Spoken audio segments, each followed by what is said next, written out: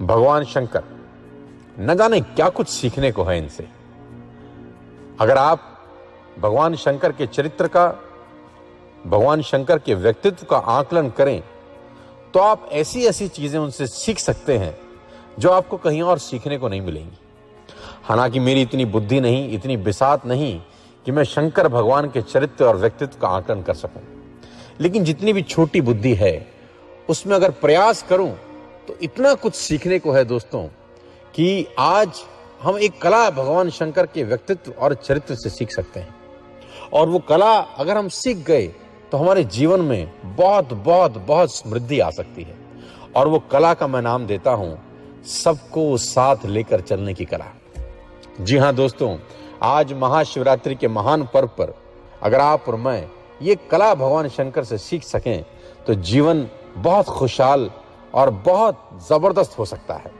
सबको साथ लेकर चलने की कला। जी हां, हमारे इर्द गिर्द आस पड़ोस में आपको भिन्न भिन्न प्रकार के लोग मिलेंगे। आपके बिजनेस में, आपकी जॉब में, आपके रोजगार में आपको हर तरह के लोगों से आपका आमना सामना होता है।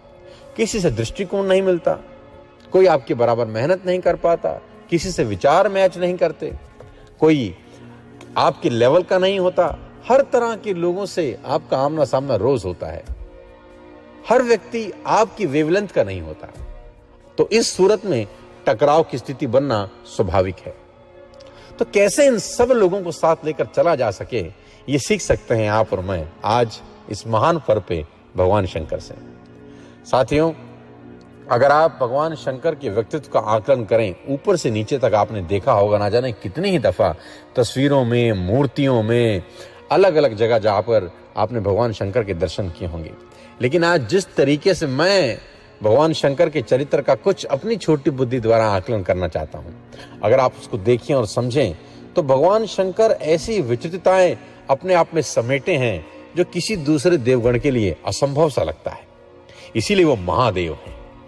अगर आप ऊपर से देखना शुरू करें भगवान शंकर को तो आप पाएंगे कि भगवान शंकर की जटाओं में मां गंगा का निवास है। जी हां, भगवान शंकर की जटाओं में गंगा का निवास है, यानी जल। और अगर आप भगवान शंकर के मस्तिष्क पर रोशनी डालें तो आपको दिखाई देगी तीसरी आंख, जिसके खुलते ही ज्वाला निकलती है। जी हां, जल और ज्वाला साथ साथ, जो कि असंभव है। या तो जल होगा या ज्वाला, लेकिन भगवान शंकर जो ना करें सो थोड़ा। भगवान शंकर जल को भी धारण किए हैं और ज्वाला को भी धारण किए हैं, यानी जल और ज्वाला साथ साथ। अगर आप भगवान शंकर के व्यक्तित्व को और नजदीकी से देखें तो आपको भगवान शंकर की जटाओं में दिखाई देगा चंद्रमा। कहते हैं चंद्रमा में है अमृत, चंद्रमा में पाया जाता है अमृत। और थोड़ा सा नीचे उतरें तो भगवान शंकर के कंठ में है जहर, विष। अमृत और विष साथ साथ होता नहीं है, यानी आप पाएंगे जल ज्वाला साथ साथ, विष अमृत साथ साथ। और थोड़ा सा और नजदीकी से सूक्ष्म आकलन करें तो आप पाएंगे भगवान शंकर अपने गले में धारण किए हैं सर्प, सांप। सांप धारण किए हैं अपने गले के अंदर। और भगवान शंकर के एक पुत्र हैं जिनका नाम है गणेश जी। उनके एक वाहन है और उनके वाहन का नाम है चूहा, मूषक। मूषक डरता ही रहता है कि सांप ऊपर से नीचे ना उतर आवे। मूषक और सर्प साथ साथ, जल ज्वाला साथ साथ, विष अमृत साथ साथ, मूषक और सांप साथ साथ। चूहा डरता ही रहता है। लेकिन संगी संग भगवान शंकर के एक दूसरे पुत्र हैं कार्तिकेय। उनके वाहन है मयूर, मोर। मोर मूषक को कहता है घबरा मत मैं बैठा हूं, यानी मोर और सर्प साथ साथ, सर्प और मूषक साथ साथ, विष और अमृत साथ साथ, जल ज्वाला साथ साथ। क्या बात है! आपस में एक दूसरे को काटने वाली कृतियां संग संग भगवान शंकर सबको धारण किए हुए हैं। और अगर आप भगवान शंकर के व्यक्तित्व का आकलन करें तो आप पाएंगे भगवान शंकर के वाहन है वृषभ, बैल, नंदी। और भगवान शंकर की अर्धांगिनी है मां भवानी, उनके वाहन है शेर।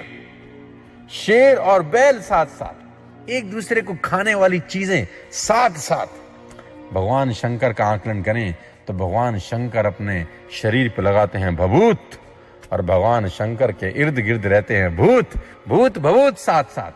क्या बात है दोस्तों, ऊपर से नीचे तक आकलन करें तो आप पाएंगे जल ज्वाला साथ साथ विष अमृत साथ साथ सर्प मूषक साथ साथ सर्प मयूर साथ साथ वृषभ शेर साथ साथ भूत भभूत साथ साथ आपस में एक दूसरे को काटने वाली कृतियां साथ साथ और भगवान शंकर सबको अपने पास धारण किए बैठे हैं। लेकिन क्या आपने कभी भगवान शंकर को टेंशन में देखा है? नहीं। जब भगवान शंकर इन सब चीजों को अपने साथ लेकर चल सकते हैं तो हम भी अपने इर्द गिर्द के अलग अलग दृष्टिकोण के लोगों को साथ ले लेकर जरूर चल सकते हैं। आज महाशिवरात्रि के महान पर्व पर आप और मैं एक संकल्प लें कि हमको सबको साथ लेकर चलना है। दोस्तों, ये जिंदगी अकेले चलेगी नहीं। छोटी मोटी लड़ाइयां आप अकेले जीत सकते हैं, लेकिन युद्ध जीतने के लिए आपको सेना का जरूरत होता है, यानी सबके साथ का परम जरूरत है। मेरी तरफ से एक बार फिर से आपको महाशिवरात्रि की अनेकों अनेकों शुभकामनाएं। भगवान शंकर हमारे आपके जीवन में मंगल प्रदान करें, ऐसी दुआ करता हूं। फिर आपसे मुलाकात करूंगा। बहुत बहुत धन्यवाद।